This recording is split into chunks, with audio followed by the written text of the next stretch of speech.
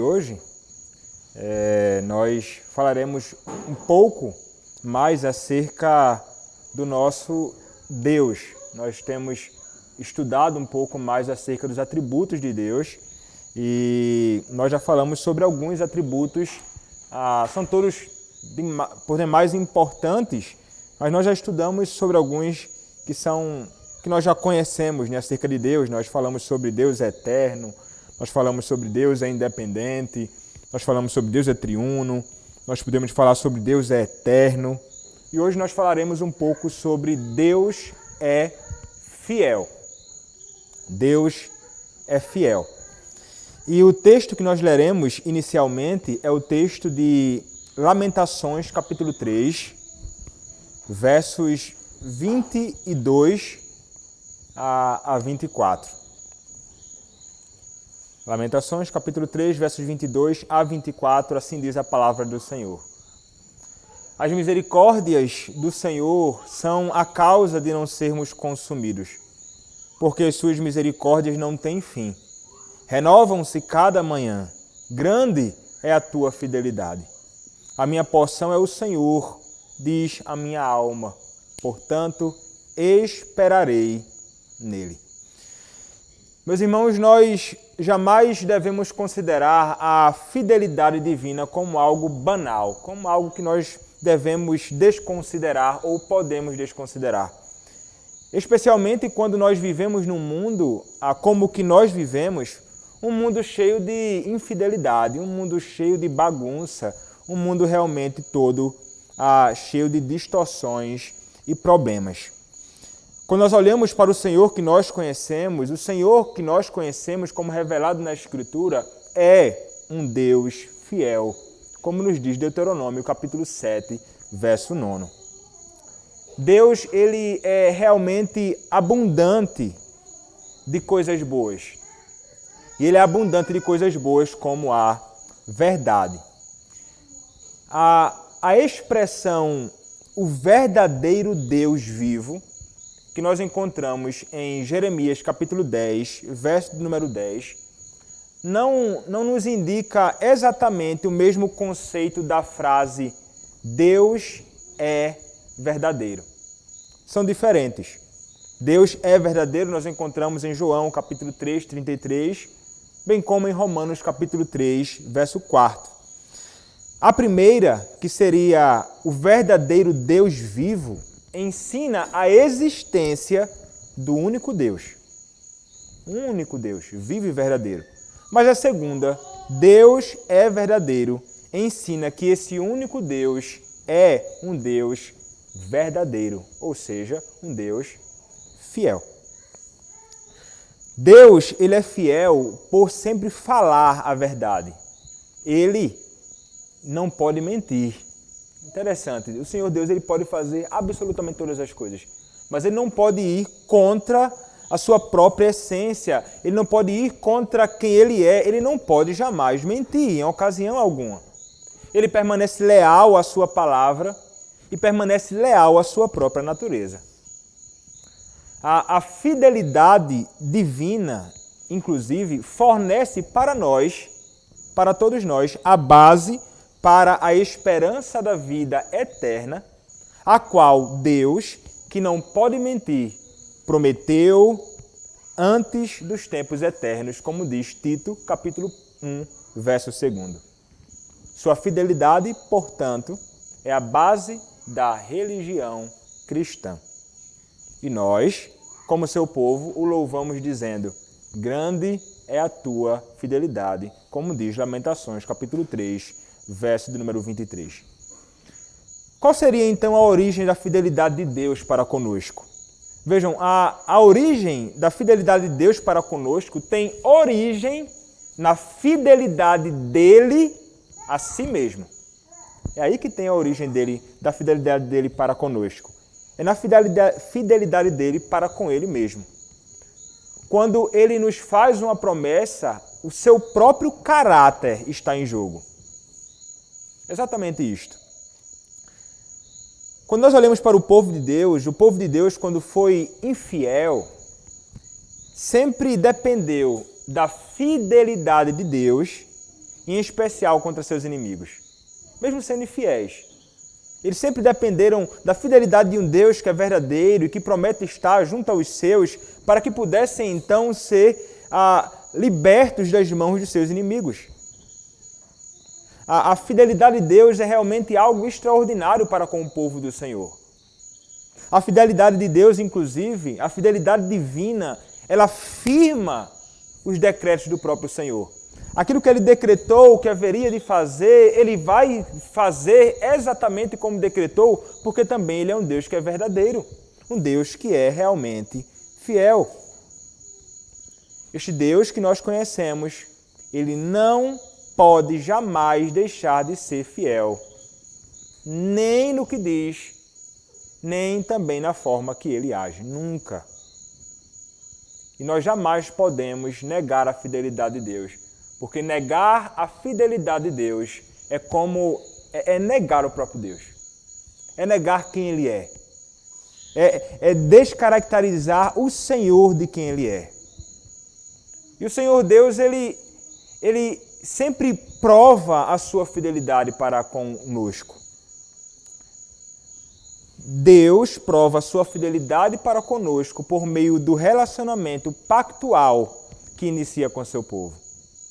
Suas alianças incluem sempre promessas e ameaças. Ele menciona sua fidelidade em Deuteronômio 7, versos 9 até o verso 10, em termos da guarda da aliança com seu povo e de lhes mostrar misericórdia, mas também de retribuir ao ímpio. Deus se relaciona com o seu povo por meio de um pacto e ele é fiel a isto. O relacionamento também dele na eternidade, de Deus o Pai, com Deus o Filho e Deus o Espírito Santo, entre as três pessoas da Trindade, também nos oferece mais uma base da sua fidelidade no relacionamento pactual com o seu povo. Ele fez uma aliança eterna, um acordo entre o Pai, o Filho e o Espírito Santo para a salvação, para a redenção de pecadores. E ele então promete algo. Ele promete um Redentor. Mas não somente isto. Ele promete conceder fé para que creiamos no Redentor. Ele promete nos dar exatamente aquilo que precisamos e ele é fiel. Ele faz com que isso, de fato, aconteça. O Senhor Deus, então, meus irmãos, ele é fiel em absolutamente todas as coisas e nós devemos louvar ao nosso Senhor por sua fidelidade. Mas pensemos agora a respeito de Cristo. Pensemos acerca da fidelidade de Cristo. Como mencionei, o livro que nós temos estudado, ele começa estabelecendo brevemente a doutrina, depois nós começamos a ver como isto se relaciona com Cristo ou é revelado em Cristo e algumas lições práticas. Então pensemos agora acerca da fidelidade de Cristo. Como o Pai, o Senhor Jesus Cristo, ele é um retrato muito claro e nítido da fidelidade. Como Cristo é chamado em Apocalipse 19, verso 11. O que a Escritura diz? Apocalipse, capítulo de número 19, verso de número 11.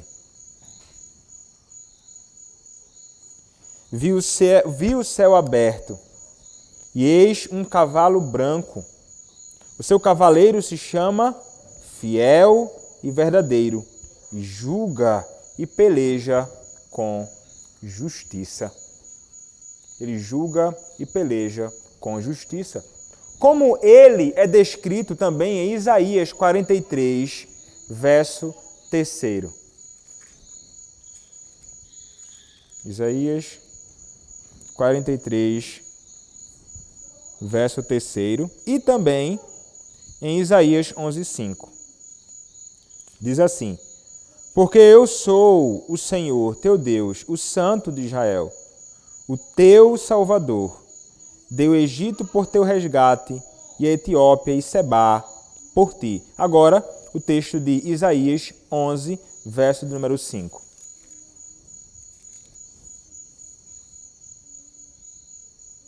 Diz assim: a justiça será o cinto dos seus lombos e a fidelidade o cinto dos seus rins.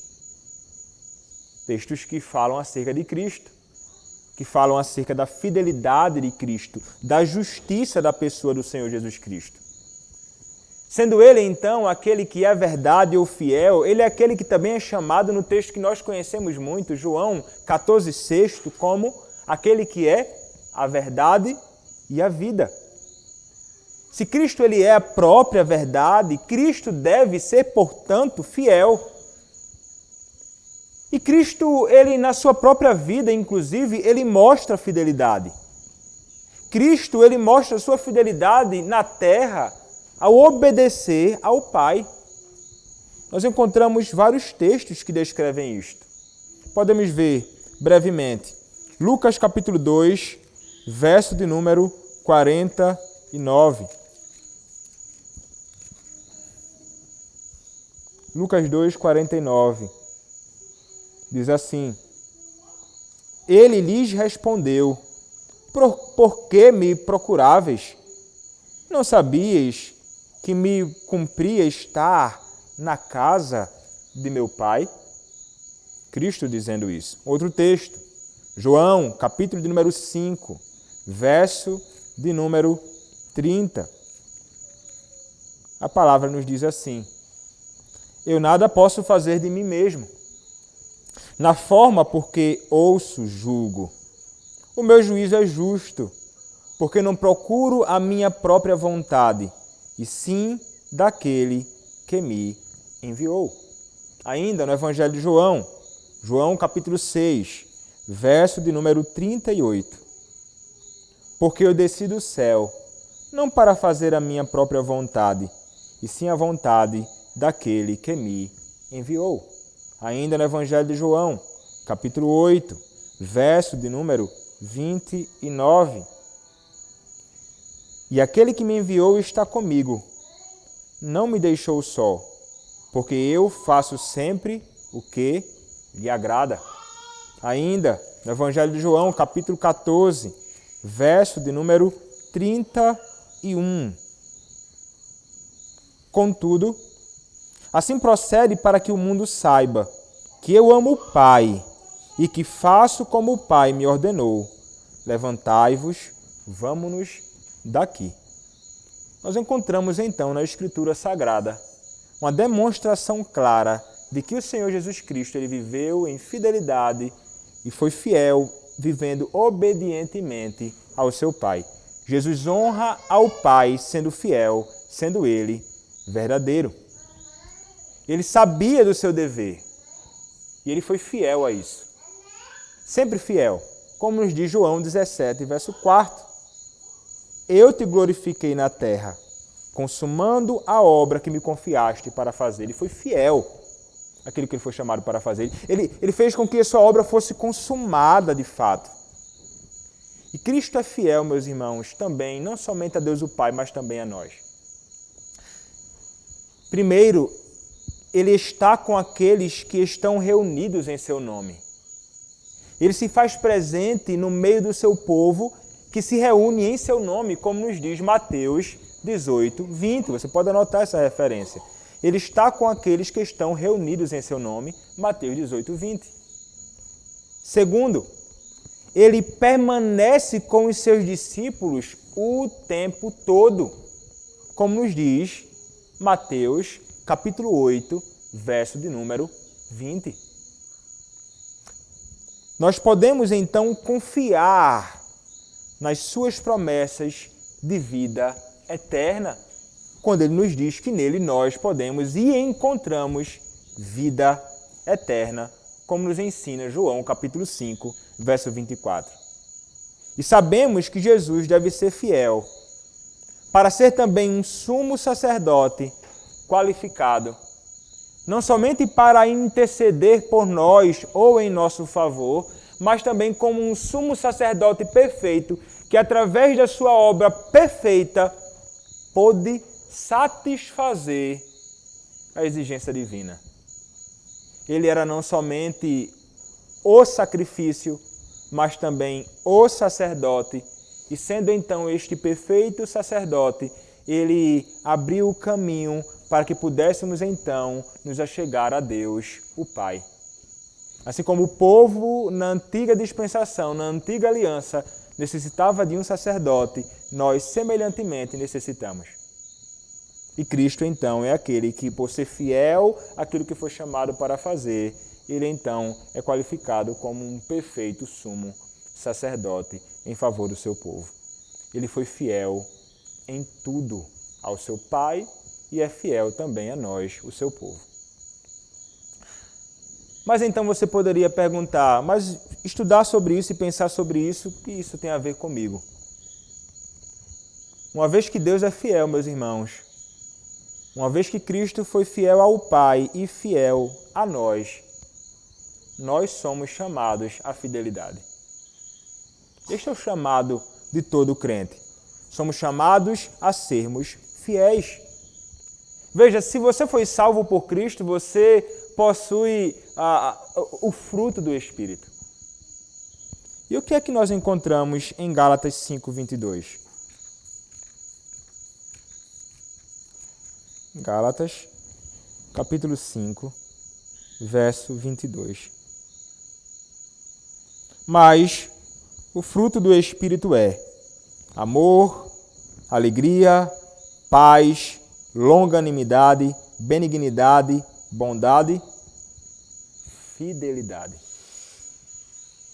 Nós falamos, quando falamos sobre a simplicidade divina, que se nós fomos salvos por Cristo e possuímos o fruto do Espírito Santo, todas estas virtudes do fruto do Espírito Santo devem estar em nós.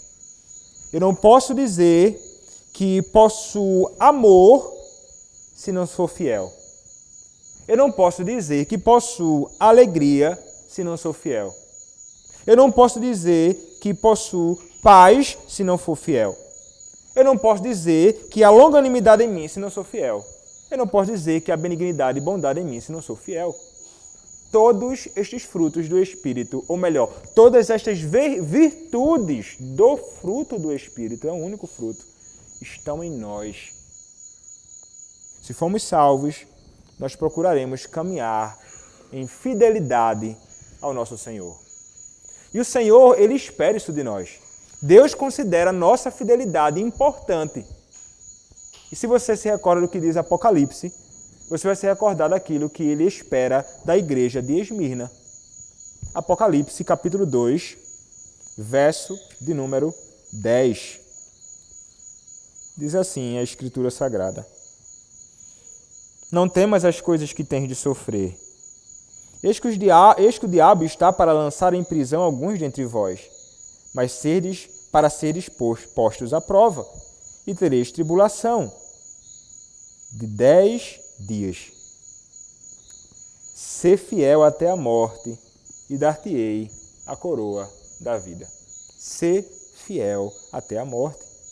Então, pelo fato de ter Cristo sido fiel até a morte, e vencendo o diabo e a morte, nós somos chamados a sermos fiéis em meio às provações e perseguições, semelhantemente ao nosso Senhor Jesus Cristo. Fiéis, não importa qual seja a ocasião que estivermos vivendo. Há dias que são difíceis, há dias que provações batem à nossa porta, há dias que grandes conflitos chegam no nosso meio, há dias em que a enfermidade nos alcança e alcança aqueles que tanto amamos, há dias em que as questões relacionadas ao mundo, à nossa nação e ao mundo estão parecendo grandemente desgovernadas e parecem então que o caos é realmente muito grande e pode de fato ser. Mas o Senhor nos chama a sermos fiéis a Ele, até mesmo em meio ao sofrimento. Não há um momento em que somos chamados a agirmos com infidelidade a Ele ou até mesmo a Sua palavra. Não há uma exceção, não há uma nota de rodapé dizendo, nesse momento aqui, então você pode. Essa é a exceção, ser infiel a mim. Não há a ocasião. Somos chamados a diligentemente, como a igreja de Esmirna fora chamada a viver em fidelidade ao Senhor, mesmo em meio às perseguições. E o apóstolo João, ele nos foi um exemplo por ter persistido em tempos muito difíceis. Como o Apocalipse ainda nos ensina. Apocalipse 1, verso 9. Eu, João, irmão vosso e companheiro na tribulação, no reino e na perseverança em Jesus.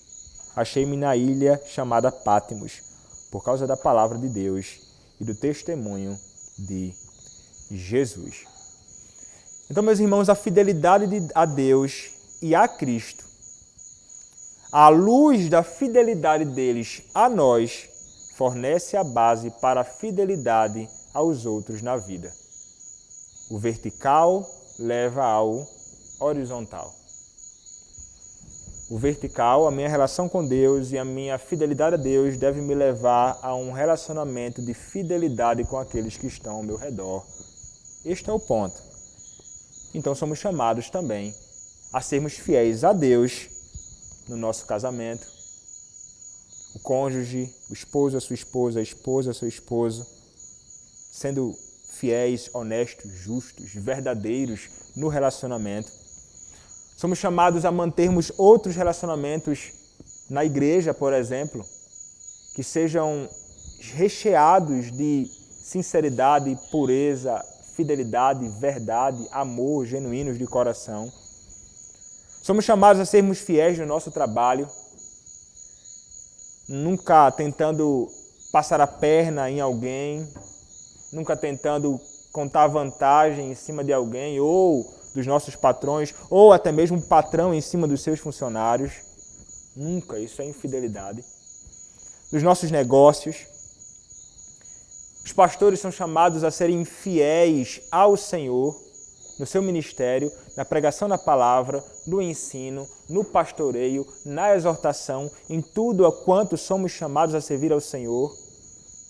E é exatamente, meus irmãos, isto que todo pastor e toda a liderança da Igreja do Senhor Jesus Cristo vai desejar, é que as ovelhas sejam fiéis a Cristo e sejam fiéis ao serviço, ao reino de Deus aqui neste mundo. E é exatamente isso que vocês devem esperar do ministro. E é exatamente isso que nós devemos nos esforçar para ser. Nós devemos ser parecidos com o Pai e com o Filho em sua fidelidade. Amém. Amém, meus irmãos. Que o Senhor nos conceda a graça de sermos fiéis, sempre fiéis ao nosso Senhor, e que esta fidelidade também possa se revelar, se manifestar, ser evidenciada na nossa vida, no relacionamento com aqueles que estão também ao nosso redor. Vamos orar, meus irmãos, ao nosso Senhor agora.